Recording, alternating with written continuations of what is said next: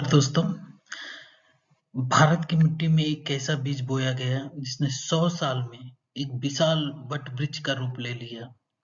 एक संगठन जो न कभी चुनाव में उतरता है, न कोई पद मांगता है, लेकिन जिसकी छाया आज पूरे राष्ट्र की राजनीति, समाज और संस्कृति पर महसूस की जाती है। यह है राष्ट्रीय स्वयंसेवक संघ आरएसएस। तो चलिए आरएसएस के बारे में जानते हैं।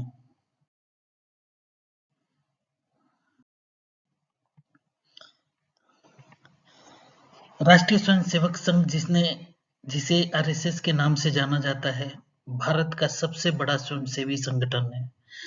27 सितंबर 1925 को नागपुर में डॉक्टर केशव बलिराम हेडगेवार ने इसे स्थापित किया, विजयदशमी के दिन। इसका उद्देश्य हिंदू समाज को एकजुट कर राष्ट्र निर्माण करना था। शाखाओं के माध्यम से शारीरिक, मानसिक और वैचारिक प्रशिक्षण देकर आज दुनिया का सबसे बड़ा गैर राजनीतिक संगठन होने का दावा करता है, लाखों स्वयंसेवक के साथ।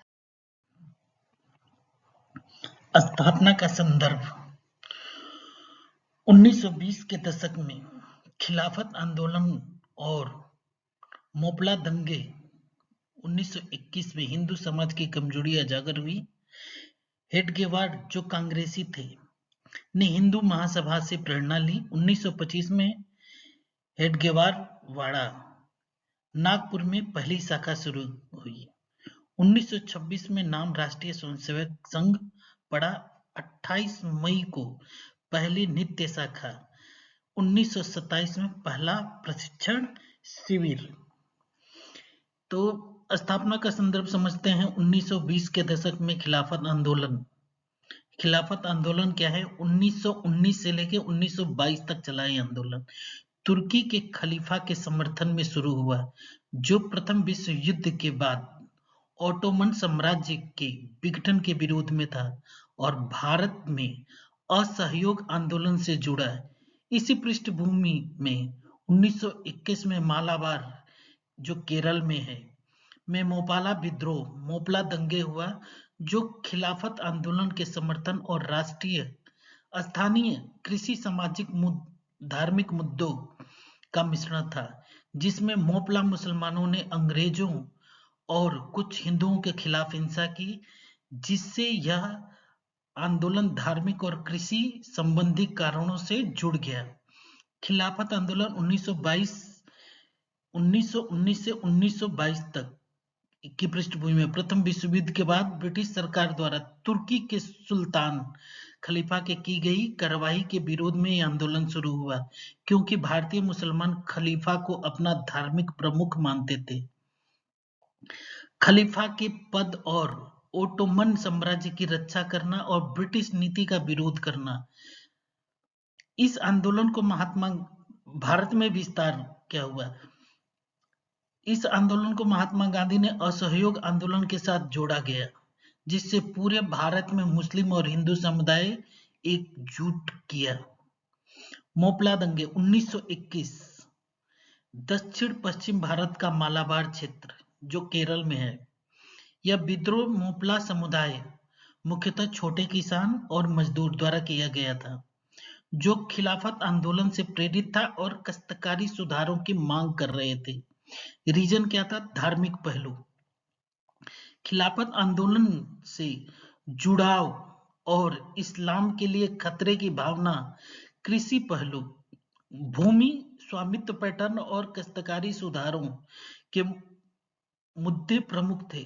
असहयोग आंदोलन, मोपलाओं ने सरकारी पदों का त्याग किया, अदालतों का बहिष्कार किया और ब्रिटिश नीति का विरोध किया। अगस्त 1921 में अफवाहों के बाद यह विद्रोह हिंसक हो गया, जिससे बड़े पैमाने पर गिरफ्तारियां हुई और ब्रिटिश जेलों में यातनाएं दी गईं, जिसमें ब्रिटिश अधिकारियों और कुछ हिंदुओं के खिलाफ हिंसा भी हुई। खिलाफत आंदोलन में मोपला विद्रोह के लिए एक व्यापक राजनीतिक और धार्मिक मंच प्रदान किया। मोपला विद्रोह खिलाफत आंदोलन के साथ मिलकर ब्रिटिश विरोधी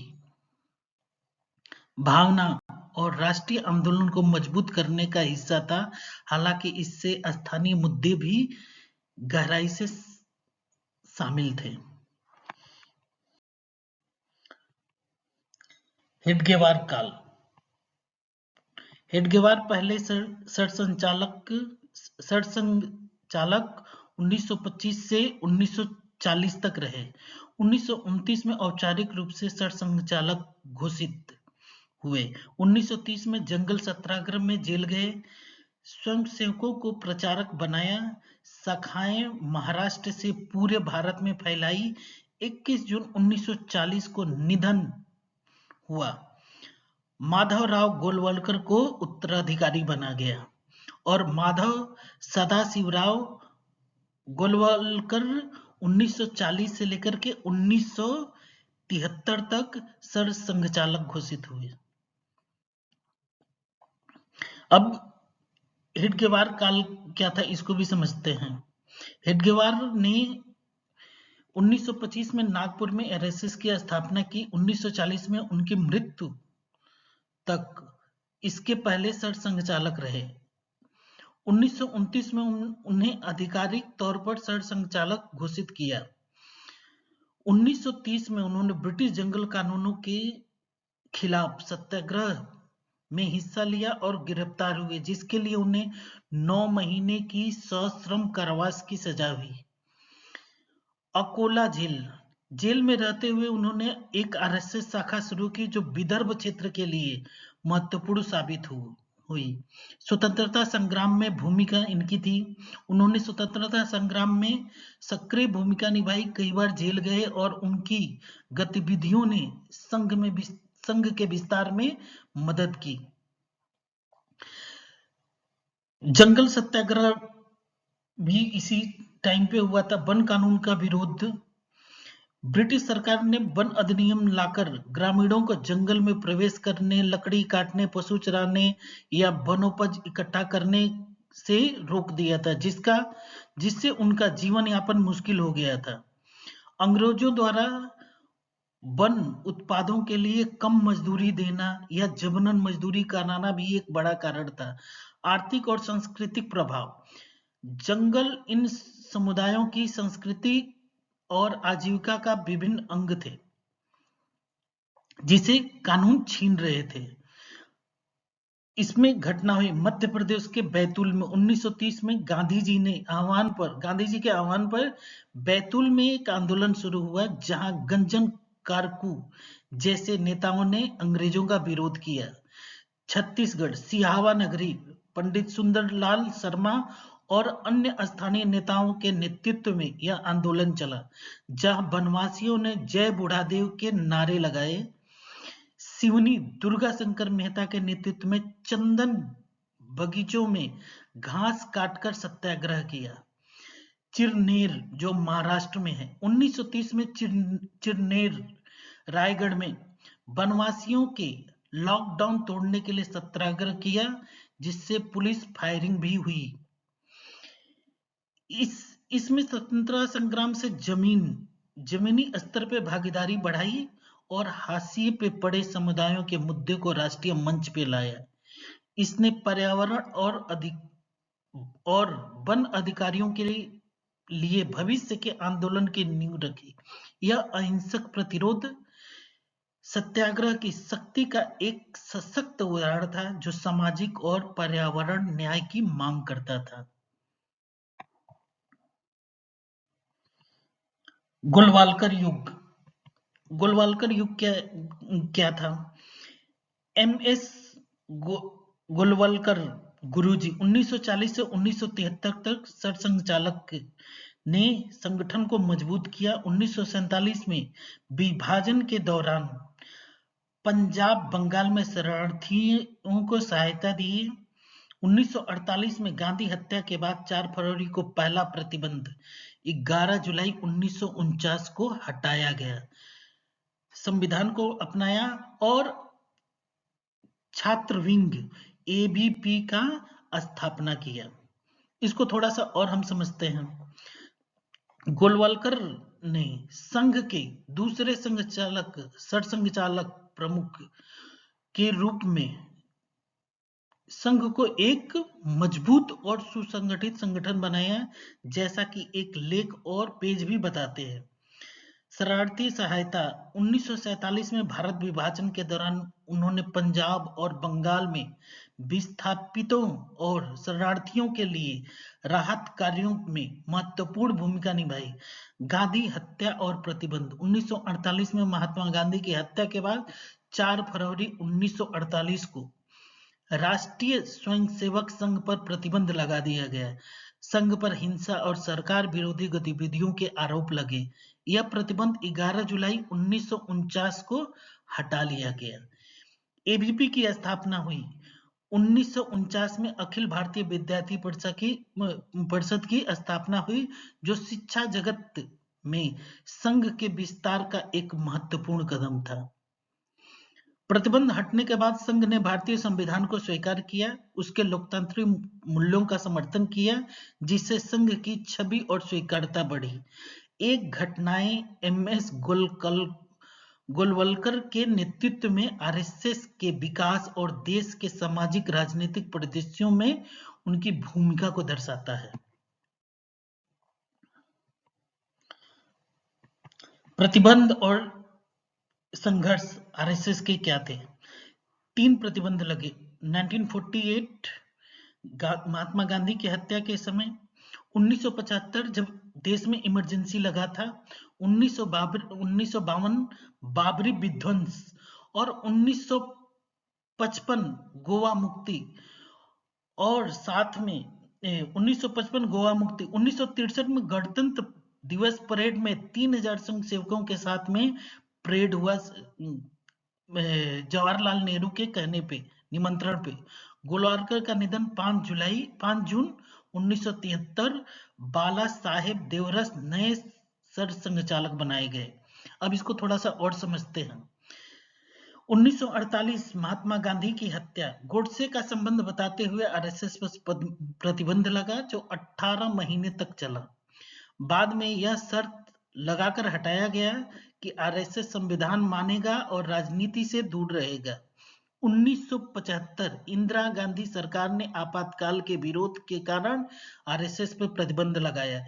यह प्रतिबंध 1977 में आपातकाल हटने के बाद हटा दिया गया।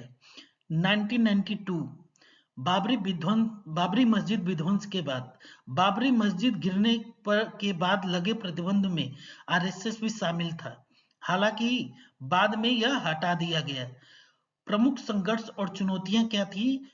कानूनी और वैचारिक लड़ाई भी थी। आरएसएस ने हर प्रतिबंध को चुनौती दी, अदालत का रुख किया और अभिव्यक्ति की स्वतंत्रता तथा संविधान के तहत अपने अधिकारों की रक्षा के लिए संघर्ष किया।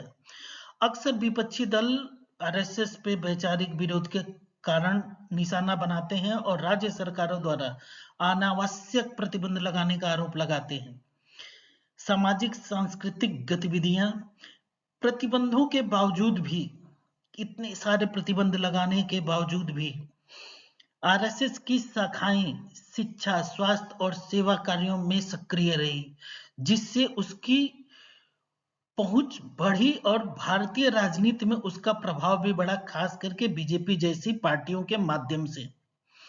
हालांकि हालिया विवाद अभी कर्नाटक जैसे राज्य में हाल ही में संघ की शाखाओं पर प्रतिबंध लगाने के प्रयासों पर अदालत ने खुद हस्तक्षेप किया, जिससे सरकार और संगठन के बीच तनाव बढ़ा। आरएसएस ने प्रतिबंधों और संघर्षों के दौर से गुजरते हुए अपनी भूमिका निभाई और कानूनी व सामाजिक स्तर पर अपनी उपस्थिति दर्ज कराई, लेकिन इसके खिलाफ आवाज और संघर्ष आज भी जारी है। महत्वपूर्ण घटनाएं और बताता हूं। 1955 गोवा मुक्ति संग्राम में आरएसएस के स्वयंसेवकों ने सक्रिय भूमिका निभाई। गोवा मुक्ति आंदोलन के बारे में और भी मैं एक अलग वीडियो में बतला दूंगा। मैं 1962 भारत चीन युद्ध के दौरान राष्ट्रीय स्वयंसेवकों के कार्यों से प्रभावित होकर तत्कालीन प्रधानमंत्री जवाहरलाल नेहरू ने उन्हें 1963 की गणतंत्र दिवस परेड में शामिल होने का निमंत्रण दिया, जिसमें 3000 स्वयंसेवकों ने भाग लिया था। संघ परिवार का उदय। संघ ने अनेक संगठन बनाए। भारत मजदूर संघ 1955 में बनाया, विश्व हिंदू परिषद 1964 में बनाया, जनसंघ 1951 में, बाद में बीजेपी हो गया 1980 में। 1947 में ऑर्गेनाइजर पंचांग पत्रिकाएं भी शुरू किया। वनवासी कल्याण आश्रम, सेवा भारती, जैसे बहुत विरोधी करते हैं कि आरएसएस में महिलाएं नहीं जाती हैं, ये सेवा भारती महिलाओं के लिए ही है ये संगठन। तो समझते हैं थोड़ा सा इसको डिटेल में हम। अखिल भारतीय विद्यार्थी परिषद 1948 में बनाया गया। छात्र विंग। श्रम के लिए, मजदूरों के लिए भारतीय मजदूर संघ 1955 में बनाया गया। राजनीतिक पार्टी बनी भारतीय जनसंघ 1951 में, जो बाद में भारतीय जनता पार्टी के रूप में विकसित हुआ। अन्य वनवासी कल्याण आश्रम, सेवा भारती आदि। राजनीतिक उदय 1975 के बाद के आपातकाल के बाद जनसंघ के जनता पार्टी में विलय और बाद में भाजपा के गठन से संघ का राजनीतिक महत्व बढ़ा, जो 2000 में वाजपेयी के नेतृत्व वाली एनडीए सरकार के साथ केंद्रीय सत्ता तक पहुंचा। सामाजिक सेवा क्या है? संघ हमेशा, अगर देश में कोई भी अगर डिजास्टर हो जाता है या किसी तरह का कोई आपातकाल आ जाता है, तो संघ सबसे पहले पहुंचता है वहां पे। जैसे 1950 में असम में भूकंप आया था, बहुत सारे नुकसान हुआ था उसमें। 1955 में पंजाब में बाढ़ आया था बहुत बड़े स्तर पे। 1966 में बिहार अकाल आया था, उसमें भी आरएसएस ने बढ़ चढ़ के बहुत मदद किया था। 1993 में लातूर भूकंप, 1977 में आंध्रा चक्रवात, विभाजन के दौरान जब हिंदुस्तान और पाकिस्तान का बंटवारा हुआ था, उस टाइम पे हिंदू और सिख शरणार्थियों का बहुत मदद किया था। और आज 60,000 से ज्यादा आरएसएस की शाखाएं हैं। राष्ट्रीय स्वयंसेवक, जो सामाजिक सेवा, राष्ट्र निर्माण और समाज के उत्थान पर केंद्रित रहे, जिसमें आपदा राहत, भूकंप, शिक्षा, बाल सरकार केंद्र, संस्कार केंद्र, एकल विद्यालय, स्वास्थ्य, निशुल्क शिविर, योग, ग्राम विकास, स्वच्छता, जैविक खेती, सामाजिक समरसता, जातिवाद उन्मूलन, एकता जैसे क्षेत्र शामिल है, जिसके तहत कई समृद्ध संस्थाएं जैसे सेवा भारती, विद्या भारती समाज के हर वर्ग के लिए काम करती है, खास करके ग्रामीण और आदिवासी क्षेत्रों में।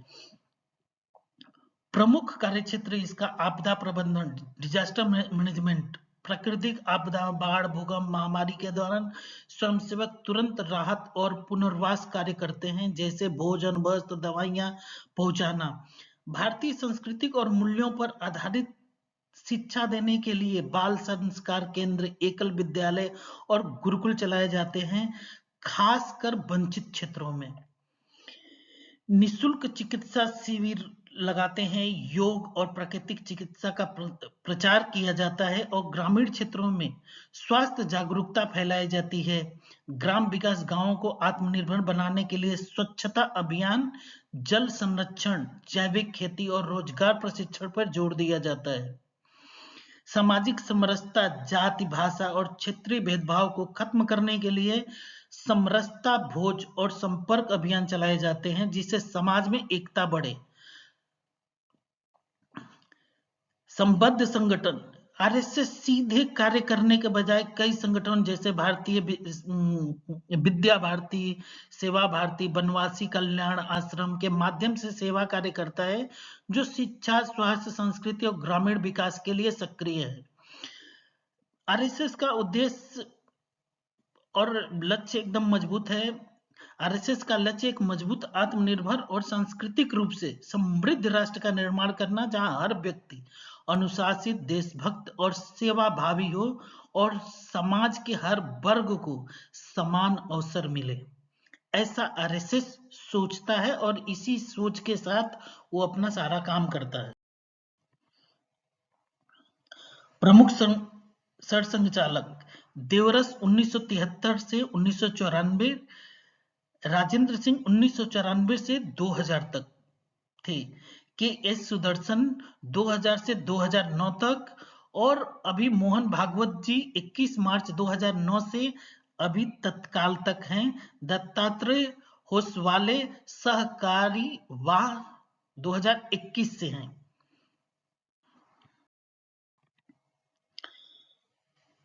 डॉक्टर केशव बलिराम हेडगेवार 1925 से 1940 तक रहे। उसके बाद 1940 से 1973 के बाद 73 तक माधव सदा शिवराव गोलवलकर हुए। उसके बाद 1973 से 1994 तक मधुकर दत्तात्रेय देवरस, और 1994 से 2000 तक प्रोफेसर राजेंद्र सिंह रज्जू भैया। 2000 से लेकर के 2009 तक के एस सुदर्शन, और 2009 से अभी तक वर्तमान में डॉक्टर मोहन भागवत हैं। विचारधारा आरएसएस का हिंदुत्व है, हिंदुत्व पर आधारित हेडगेवार सावरकर प्रभाव, गोलवलकर की we or our nationhood defined, भगवा ध्वजा प्रतीक है, शाखा में व्यायाम, वैदिक भजन, राष्ट्र पहले राजनीति बाद में, इस भाव से आरएसएस में सब लोग काम। आरएसएस को विवाद और आलोचना भी बहुत सारी झेलने पड़ी। अल्पसंख्यकों के विरोध के आरोप, गांधी हत्या का लिंक, ब्रिटिश काल में स्वतंत्रता आंदोलन में से दूरी, संविधान तिरंगे पे शुरुआती विरोध, तो इस तरह के आलोचना भी आरएसएस को झेलना पड़ा है काफी, और जो अभी तक भी झेल। वर्तमान में स्थिति क्या है? 2025 शताब्दी वर्ष 84,000 शाखाएं अभी पूरे देश में हैं। 84,000 करोड़ों स्वयंसेवक हैं। भागवत सेवा, एकता पर जोर, बीजेपी से वैचारिक संबंध लेकिन स्वतंत्र रूप से। बीजेपी का कोई दबाव आरएसएस के ऊपर कभी भी नहीं होता है, और ना तो कभी पड़ सकता है। 2025 में अपनी स्थापना के 100 वर्ष पूरे करने के अवसर पर राष्ट्रीय स्वयंसेवक ने अपनी अब तक की सबसे मजबूत स्थिति में है। संगठन न केवल अपनी शाखाओं का विस्तार कर रहा है, बल्कि सामाजिक और नीतिगत स्तर पर इसका प्रभाव बढ़ा है। 2025 के आंकड़ों और घटनाक्रम के अनुसार आरएसएस की वर्तमान स्थिति, संगठनात्मक विस्तार और सदस्यता शाखाओं की संख्या, मार्च 2025 की रिपोर्ट के अनुसार देश भर में दैनिक शाखाओं की संख्या बढ़कर 84,000 हो गई है, जो 2024 में लगभग 73,000 थी। साप्ताहिक मिलन, मासिक मंडलियों को मिलाकर संघ की कुल उपस्थिति 1,27,367 स्थानों तक पहुंच गई है। संघ में औपचारिक रूप से सदस्यता का प्रावधान नहीं है, लेकिन सक्रिय स्वयंसेवकों की संख्या लगभग 40 लाख से अधिक आंकी गई है। 2025 में ज्वाइन आरएसएस वेबसाइट के माध्यम से लगभग 13 लाख से अधिक लोगों ने आरएसएस से जुड़ने की इच्छा जताई। शताब्दी वर्ष समारोह 2025-26, 2 अक्टूबर 2025 विजयदशमी को संघ ने 100 वर्ष पूरे किए।